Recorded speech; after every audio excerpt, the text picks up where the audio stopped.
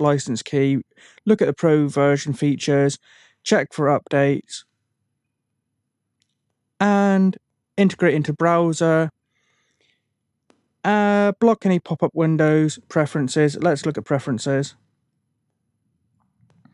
Okay, pretty standard. When you download something, do you want to put it into the downloads folder or not? You know, do you want to put it maybe in its own folder? Do you want to put it in the video folder? Whatever.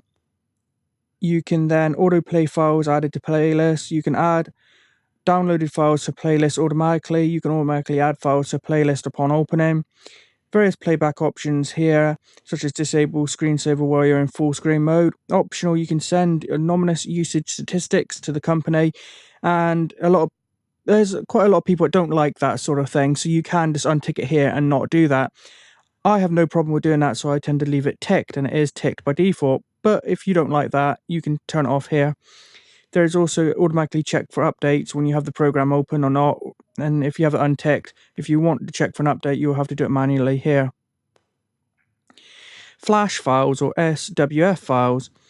When you download those sort of files, do you want it to be high, medium, or low quality? Do you want to enable flash local security? Do you want to allow send receive data over network?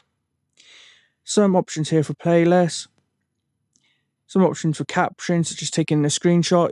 In the Pro version, you can take screenshots of your desktop or whatever. You can then select where to put it here.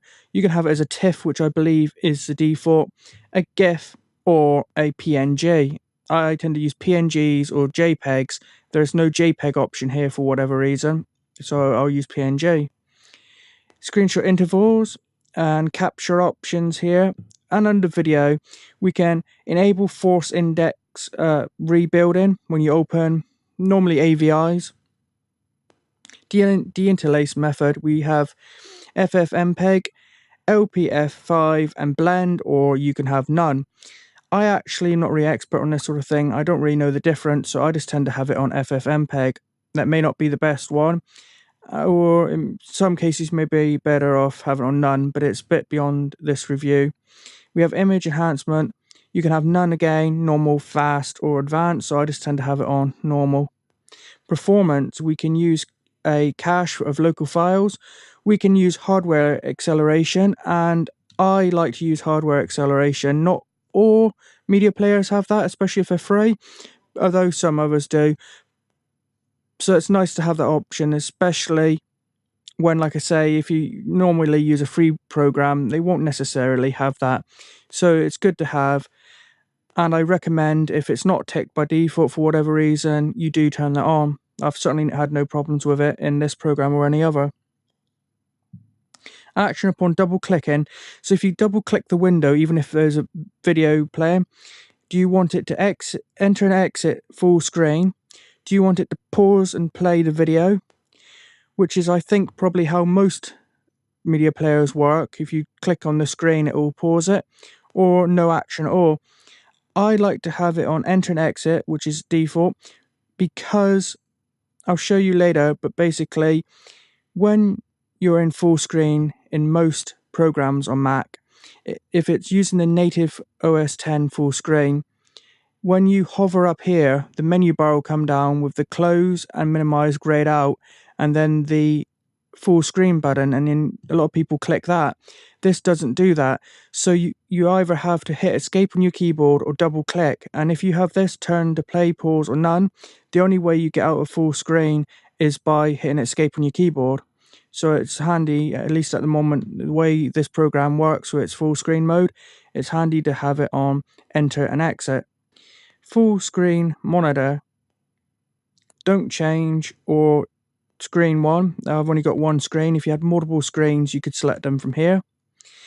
And interface, do you want a resize interface to the original video size and show the OSD and what color? We then have a tab for audio.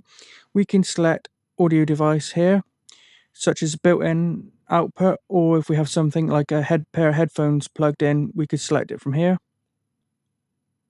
And number of playback channels, do we want it stereo, or if we have a surround system rigged up, do we want 5.1 or 7.1, etc.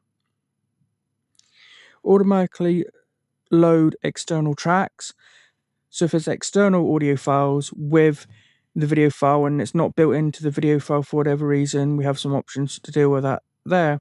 Preferred audio language, pass-through for hardware decoders. This is something you probably won't normally need, but if you do, you have options for AC3 there or DTS. Virtual surround emulation. Do you want to enable it for 5 to 6 channel audio or just for stereo? So if you're wearing a pair of headphones, you might want to enable it for stereo, and that might fake surround sound on a regular pair of stereo headphones. But I would probably not use that if you're using your built-in speakers. I'd use it if you're using a pair of headphones or earphones. We then have some options for subtitles. If you use subtitles or occasionally, we can auto load the subtitles here, and we can say